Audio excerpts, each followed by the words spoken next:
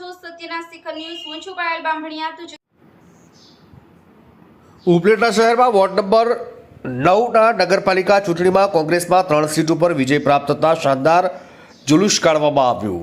હજારોની સંખ્યામાં ગુલામ હુસૈન બાપુના ચાહકો જલસામાં ઉમટ્યા. વોર્ડ નંબર 9માં 2 બાપુની સીટ આવતા ખુશીનો માહોલ અને ફટાકડાથી ગુંજી ઉઠી ગઈ. ગુલામ હુસૈન બાપુની જીત થતાં લોકોમાં ખુશીથી નાચતા જોવા મળ્યા. આ જલસામાં વન ટેપ ગ્રુપ, કેજીએન ગ્રુપના સર્વે મેમ્બર, વેપારી, સગા સંબંધીઓ, મિત્રો, ઉમેદવારોએ હાજરી આપી પુષ્પ ફૂલહારથી જીતેલ ઉમેદવારનું સન્માન કર્યું. ગુલામ રસૂલ બાપુ બુખારીની પેનલના 3 ઉમેદવાર જાફર ખાન, રિઝવાન ઇંગોરા, વિજય સરગસ ઉપસ્થિત રહ્યા. AIMIMની 1 સીટ ઉપર ઇમરાન બાપુ પીરઝાદાની પતંગના નિશાનમાં પ્રથમ જીત ગુજરાત મેળવી હતી.